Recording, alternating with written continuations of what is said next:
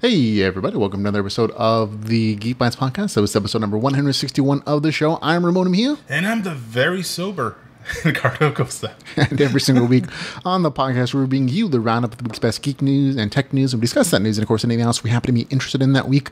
And in geek news this week, we're talking about some great stuff, including... We're talking the AMC Movie Pass, Pokemon, Go Brawl, Roseanne without Roseanne, new superhero movies in the works, movie trailer showdown, and more. Absolutely. Before we begin that, we're going to go into our geek news section. One is louder for some reason. It's like when you watch a movie, there's that quiet moment, and out of nowhere, bam! There we go. They get you. Okay, first year in geek news, we have AMC, the largest theater chain in the United States, has announced that it will now offer a subscription service that allows patrons to watch up to 3 movies a week for $19.95. It'll be a month called AMC Stubs A-List. The subscription will function as an extension to AMC's existing loyalty program and will roll out starting June the 26th. So it's actually starting out in just a couple days. So for basically $20 a month, you can watch up to 3 movies a month, and there is no restrictions other than that. So you can watch the same 3 movies, you can watch them with friends or whatever. There's no surge pricing. This is definitely to compete with the other Movie Pass subscription service, which has more in the last few weeks changed its particular policies and done some switching here. It used to be completely limited for like $10 a month, 1 movie a day, and then it switched to you cannot watch the same movie more than once.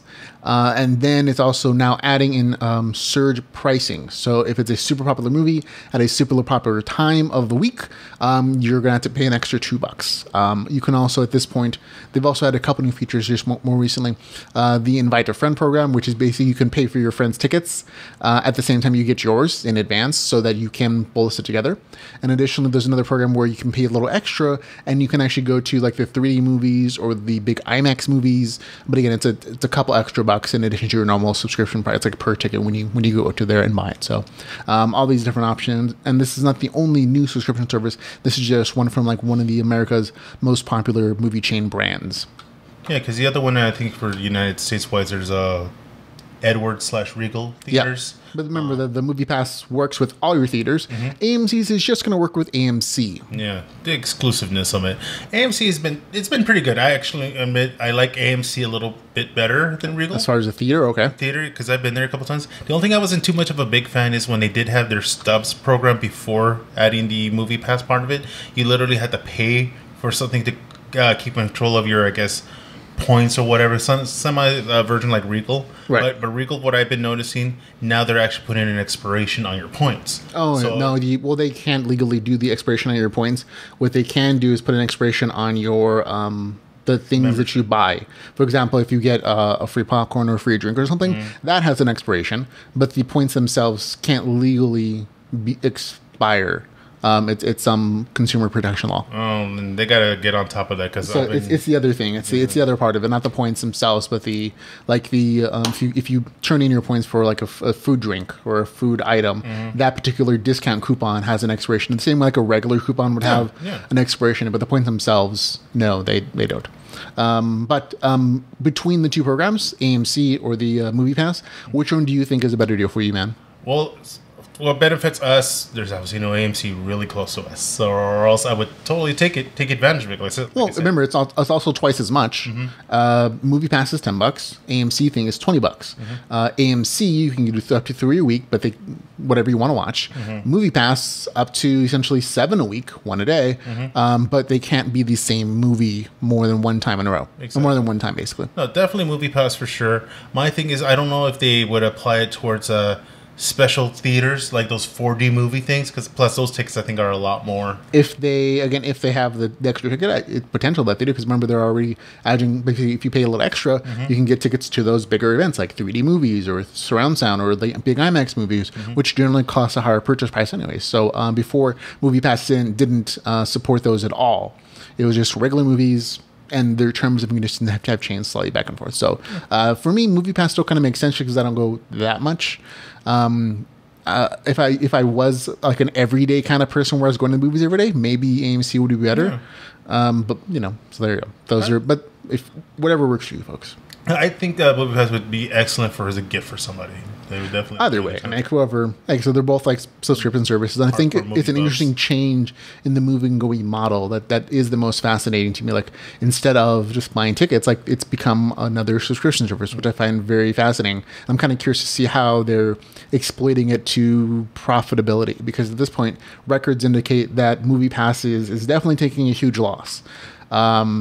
So their change in their pricing model does make sense. I feel like the Movie Pass is almost an equivalent to a gym membership. Sort of. Yeah, because you're paying for it, the service, no matter what, even if you use it or not. Right, and what movie theaters have realized, they never really make money on the tickets anyways. That's where the movie people, like the people who make movies, make their money. The movie theaters themselves make money on concessions, and so if you can get more people on a regular basis, all these different programs really work well for the movie theaters themselves. I say lower the price on concession food. Expand, and some of them have expanded their menus. You don't want to. I mean, you can do both. Like there are different things the movie theaters are doing. Like they are, but lowering prices is generally not one of them. Yeah. Just because it's a very convenient experience. Like they're broadening their capabilities, but at the same point, that is more of a feature to draw people into the movies in the first place. Like, oh, you can get like a full chicken dinner or a big old pizza, but who wants to wait in 15, 20 minutes in the concession stand to do it, right?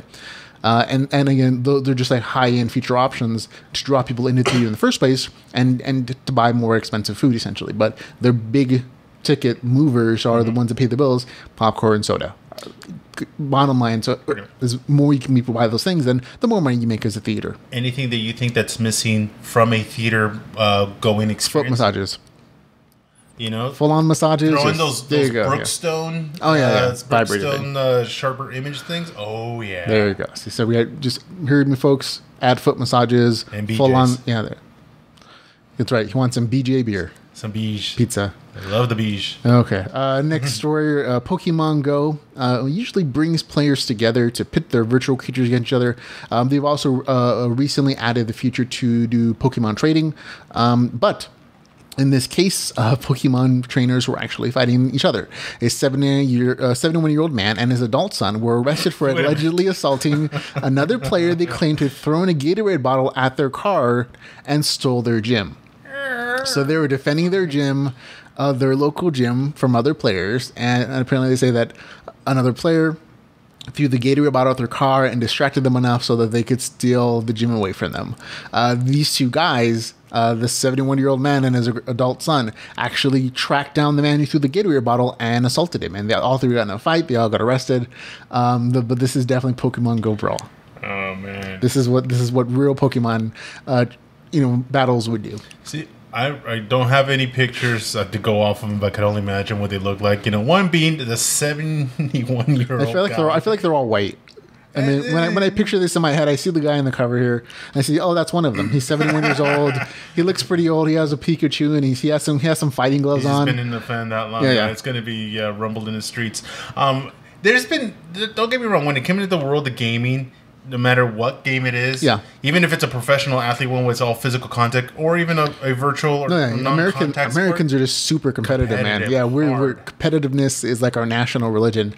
Whether it's in sports or video games, Americans are super competitive, and it's not a huge surprise that they would get this way for like getting a rare Pokemon. Like we've seen videos online of like Pokemon events where they've drawn in like massive hundreds of thousands of people in the middle of New York City on like a hot summer day to get like some rare Pokemon, and like brawls and riots have broken out over these virtual items. So people getting into brawls doesn't seem so far out of the realm of bounds of reality, but it is still super fun. I wish there was like an internet video of capturing them, like them chasing after like was like this whole thing. I wish we could see it. I think it felt like it'd been entertaining. The closest thing that I've seen it going down literally between like Magic the Gathering. You ever seen that one with a really big dude? He's like, oh no, just literally flips the table. No, I've seen that with Yu-Gi-Oh, which always feels stupid because that game is not that complicated. It's not that big. I mean, it's literally the look of the draw. Because if you get a good set, you're good. Although I've seen some very good Yu-Gi-Oh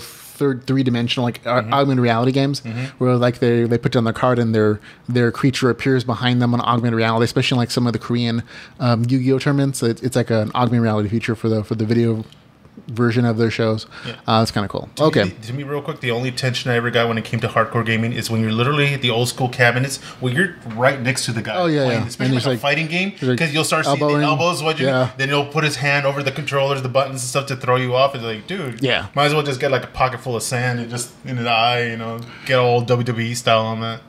But and it's worse if you ever grew up with siblings. Yeah, that's where you really the murder of Monopoly. Exactly. Those are broken up families too. There you go. Okay. In some other entertainment news, we have an official word from ABC News, ABC I should say, that they have ordered a 10-episode series of The Conners, which is a working title for the Roseanne spinoff without Roseanne. It's scheduled for 2018 fall season. The spinoff will take over the Tuesday night 8 p.m. slot where Roseanne was before it got canceled after that controversial tweet by the star and executive producer Roseanne Barr. The studio executives basically made it mandatory that Roseanne Barr would have no financial or creative involvement in the new series before reaching a settlement with producer Tom Werner. So essentially, it's going to be The Conners with everybody the same except Roseanne. So it's The Conners and not Roseanne. So I'm curious to see how they're going to kill her off or acknowledge her absence. Well, that's the thing. Some people, and this is just everybody's throwing their ideas. I wonder if they're going to do a dream sequence where it's like, she was a millionaire and she left everybody. Like she won the lottery. Or kind of acknowledge of what happened. And we're like, man, we didn't even realize how racist grandma was until she got, they'll go the route of, in my mind, the route of 2.5 Men and she got hit by a train or something like that. That could totally be it, yeah. Some people were speculating of she was kind of going to go into surgery and obviously didn't make it. Fatal, whatever kind of thing. And honestly, I'm curious, how they're going to acknowledge her without saying her name. It's just grandma or my wife, or mom. Yeah, who knew grandma got shot from putting out that tweet online or something like that, or it could be something like that. It's pretty similar, but so there you go, Roseanne without a Roseanne. Did you watch the episodes that did come out? I saw some of them. I was like, this is not exactly like Roseanne. It's like a Fuller House version of Roseanne with the kids and everything. I was just like, it's fine. If people were entertained by it. I know my wife enjoyed it a lot. Like she was a big fan of the show originally, and I liked the original show because it told about middle class life without glamming it up and making it making it like too glossy and nice. And I'm like, no, there are serious issues. And that original show addressed it, and this one. From the episodes I saw, I could say did not do that as much. I think there were a few episodes where they intentionally were a little more controversial, but also it was more of a nostalgia series. So just wasn't that nostalgic for me. Yeah, well, I definitely want to check it out, see how it goes, and if anything, what do you think?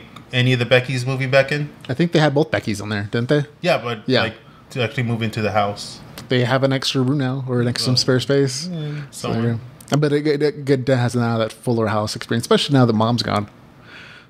So there you go, just a bunch of dad and other people helping out with the kids. Who dad hooks up with? Because there was that very... so there you go. Dan can get a new wife. There was that very brief show where, not Dan Connor, but John Goodman actually did play a gay character on a series of his own, but obviously didn't work out. So curious, they make him gay again. Another role. Okay, more entertainment news. We in the Spider-Verse.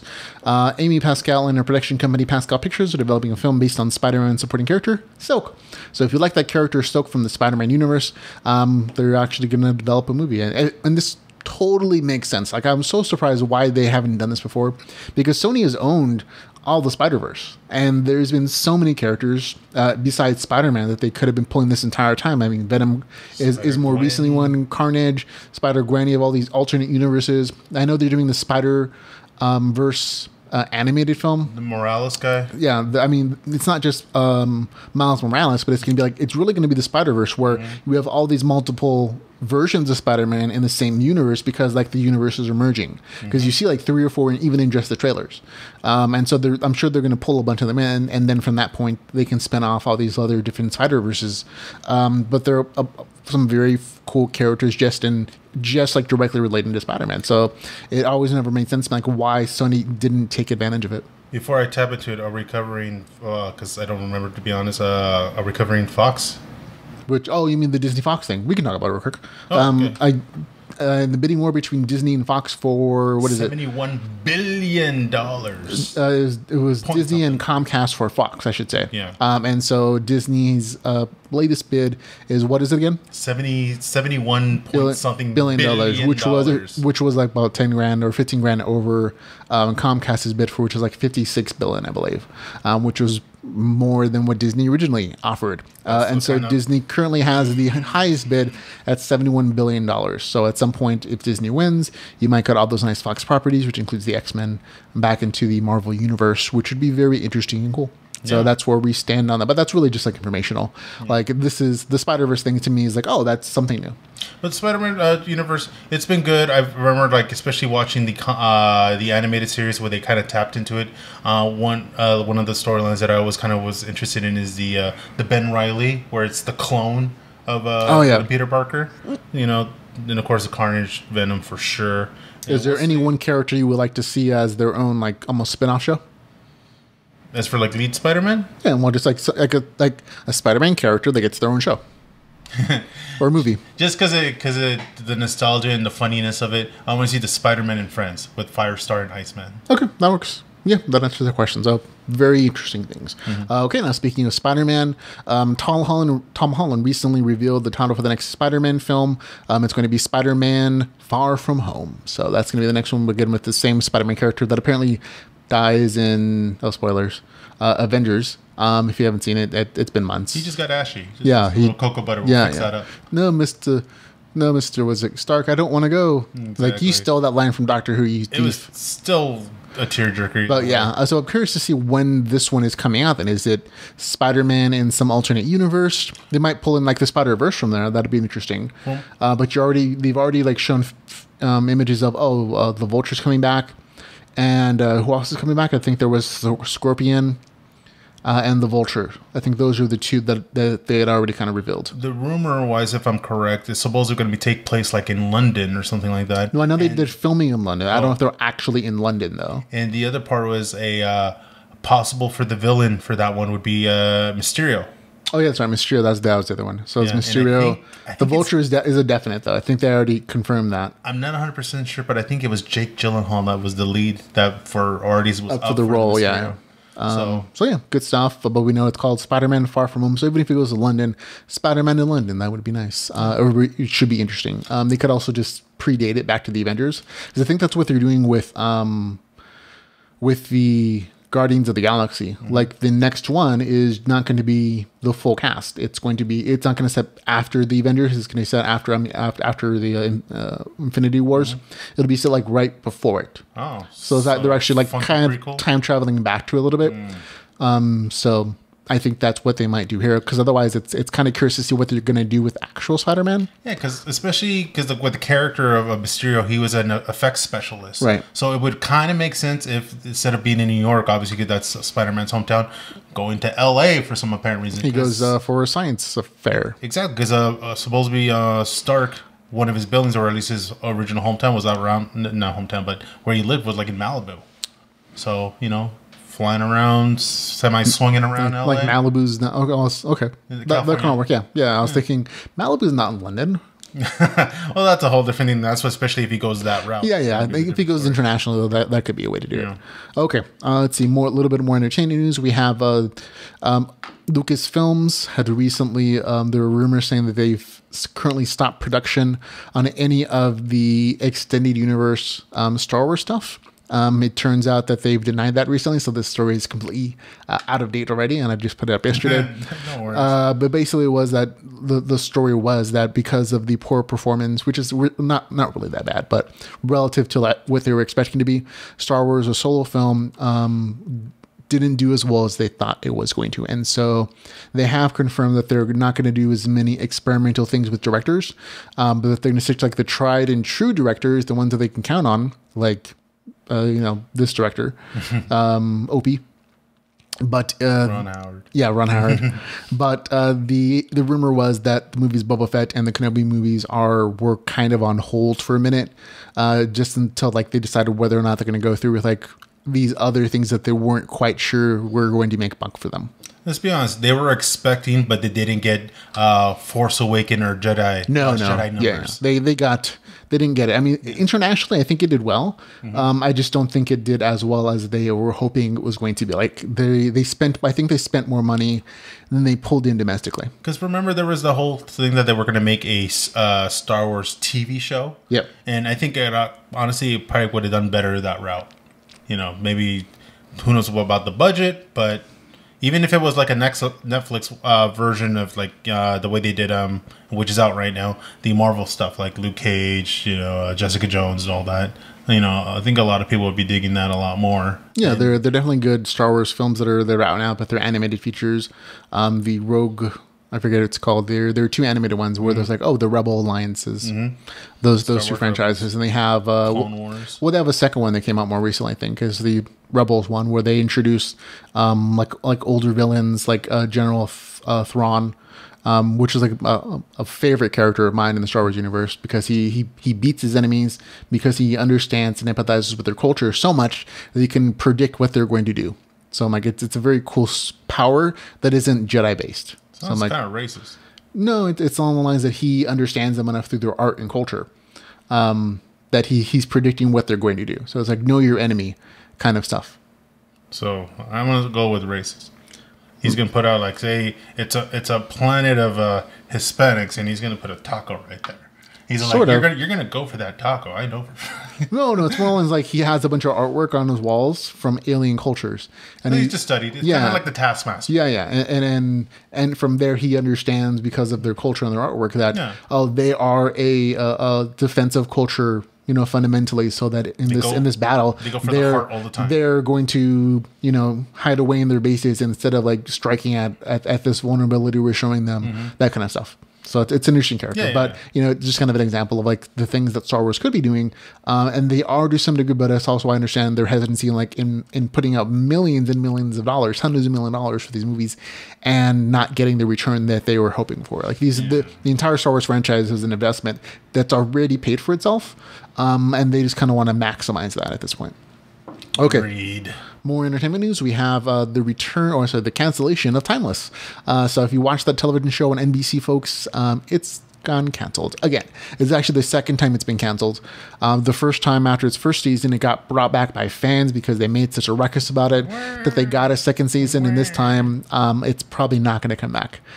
It was kind of in the middle. Like I believe a few weeks ago we did like this whole long episode about which shows got canceled, which ones weren't, and this was kind of in the vague middle. It was in purgatory because they weren't sure what they were going to do, and they basically decided they are going to cancel it, but it might get an ending based with a movie.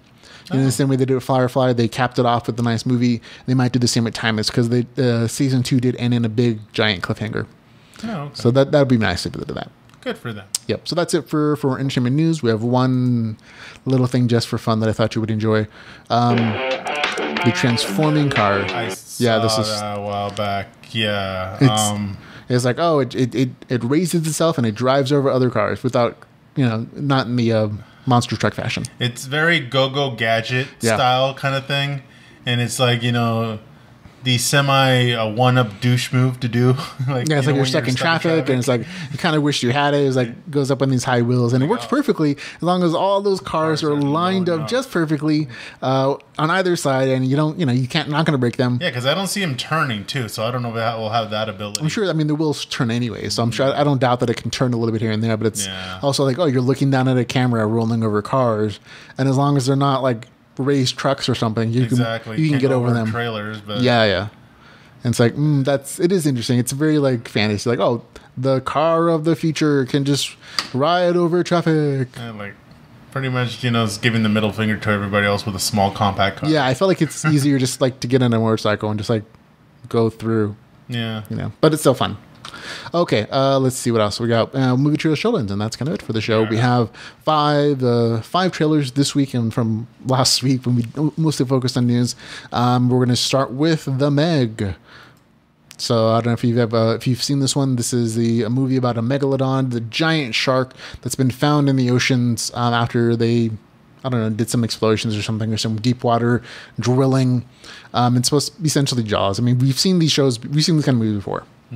What did you think of this trailer, man? It was kind of interesting because it definitely goes on the building the suspense part because the lighting, they make it nice, little dim, and out of nowhere you'll see like the scene where they have the little girl against the whole glass wall, like in an aquarium kind of thing. It's all quiet and everything. She drops her doll or is picking up her doll or ball or something, and out of nowhere, you know, she's bending over, but you see the glass frame in the background, and you just see like the teeth outline of the shark trying to break it. Because they have apparently an underwater, thing. Like Aqualab. Yeah, well, like an underwater walkway or something, right? Yeah. Like apparently there's not just giant sharks, it's a giant squid as well. Yeah. And who's eating this squid. Yeah. Yeah. And so you got Mr. Latham. Yeah, I feel like the science behind the Megalodon surviving is kind of iffy. The amount of food he would probably need to eat would have shown some other things sooner. Yeah.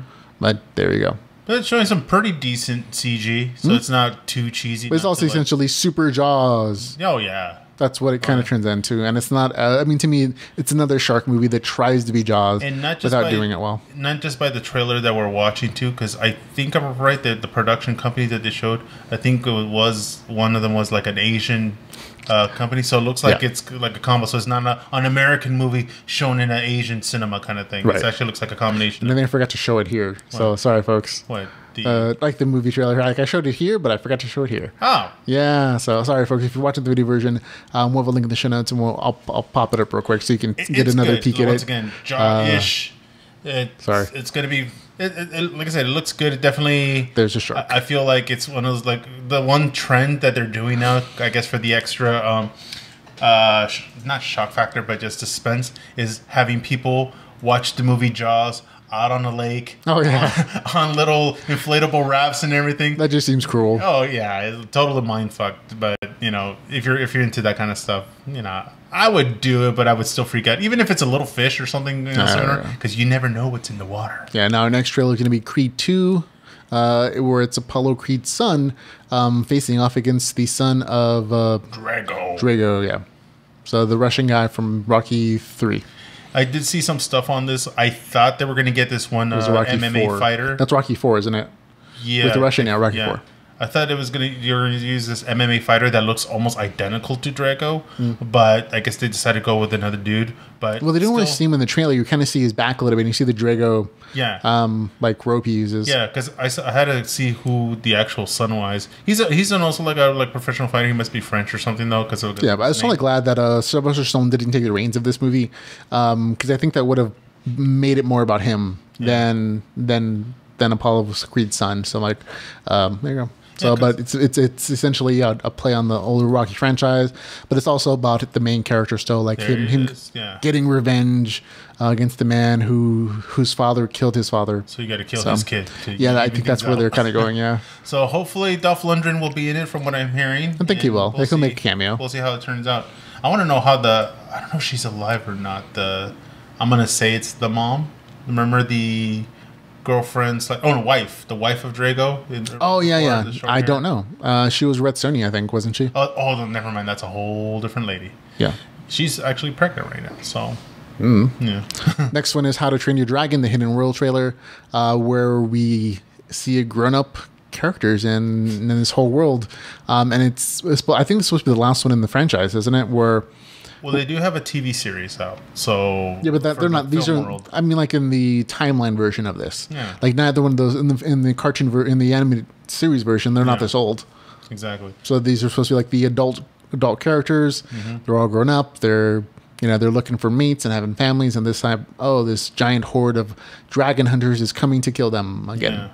So pretty much, Toothless finds a female equivalent to what he is. Light Fury. Exactly, and they have.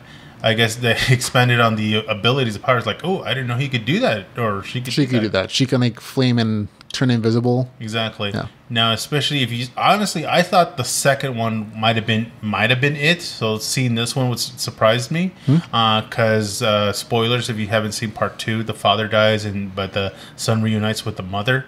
and the mother happened to be a dragon trainer, or you know, Right, and there's a small dragon colony, and like him and his flaming sword, and you get to see like a whole secret dragon world. And Tuzla actually became like the leader of the dragon clan. Yeah. So all kinds of good stuff there. It's just like, oh, it's interesting. A lot of people were emotional, like, oh, that's a movie I liked when I was a kid, and like, okay, that's cool. Another one that came out a couple weeks ago that was kind of cool, actually. Bumblebee. I first saw this trailer in the movie theaters. It came out before. What was that kid's movie? What I just saw. Casper? No, it was. I forgot. Incredibles? Yeah, The Incredibles. That's it. Yeah, sorry, brain freeze. But this showed up in front of The Incredibles, and it was very interesting. Like, oh yeah. At first, I would have thought it was Herbie Unloaded, another Herbie movie, because it's a beetle. Like literally, like people in the theater, they're like, "Is this Herbie?" It's like, and talking radio. I'm like, yeah, I guess it kind of could have been. And then like they go under the car, and you see the robotic face, and like, oh yeah, that guy. Yeah, that was the whole kind of people were wondering, is he going to have his speaking voice? No. This is set before he learns how to speak, I think. Like before he learns how to really use his radio to like mash up a bunch of words. So this is set before the first Transformers movie, I believe. And so rumors are that there are only going to be like 3 Decepticons in this entire movie. And so it's a much smaller film about him and the American government and a couple of Decepticons. But it definitely focuses on him and not like Optimus Prime or anything else. Yeah, because the main thing about this also, especially him being a Volkswagen, because that was the whole concept with the original Transformers movies. They wanted to go with American cars. Yeah, they did. So now, especially that little nod, and if you saw part 1, where the Camaro actually like blows out, if not bangs the Beetle next to it. Because, hopefully it's a play. Yeah, but this definitely, like I said, this one plays on the original, like, Transformer figure concepts and the original car design. So, like, oh, yeah, this one, a little more nostalgic, but it's also apparently set in the past, like during the 80s or something. Yeah. And you see, like, the original Decepticon looks, like, they look more like the original Transformer cartoon movie. Yeah, especially you got, I think this all Starscream. Yeah. That's what I thought it was going to be when he had the little cassette. I was like, oh, is that going to turn into a Transformer? And especially looking at that different chest grill thing, it looks like he's going to looks like a Jeep, at least what I could tell from the grill. Yeah, so there you go. Yeah. So fun stuff. Very cute. And our last trailer is Welcome to Marvin. This is one that Edgar suggested. It's shows Steve Carell as a artist who got beat up and injured by some Nazis.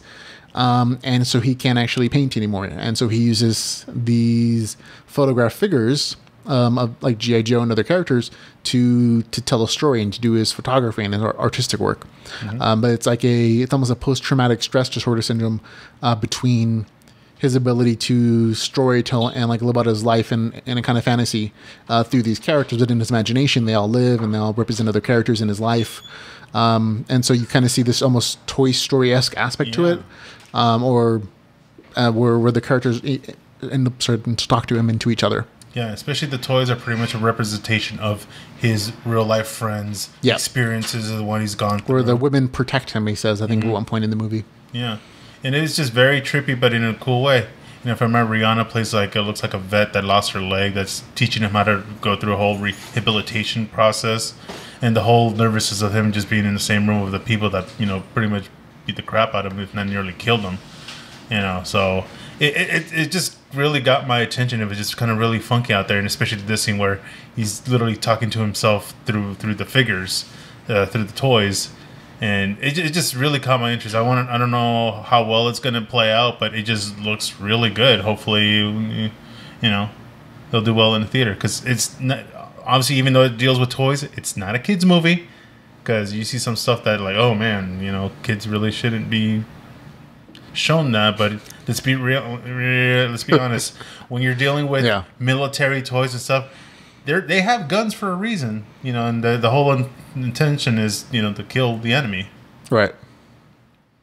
Yeah. So yeah, like I said, it just grabbed my eye the whole time I was watching. It's like between the live action and the kind of remind. What was the name of that movie with had the live action toys that came to life? Small Soldiers. Small Soldiers. That reminds me of something closer to Small Soldiers than I think Toy Story. So, so there we're at 5 trailers. Which one was the best for you, man? Oh man, this one's debatable with me. Only because I'm a hardcore Transformers guy. I definitely want to check out Bumblebee. But Welcome to Maven. Just something about it. Just want me. The story got me. It makes me want to see what goes on. So you're going with the Welcome to Maven? Yeah, let's go. Okay, I'm going with Bumblebee myself. So there you go, folks. We got our 2 winners. I think this might be the Transformer film that doesn't suck. At least that's my hope. That's my hope. So I generally hope it feels like it's a much smaller film. Yeah, because you saw the small last characters. Night, right? I didn't even bother watching it. Oh my God. But like this is like original looking character, so it plays on nostalgia a lot more.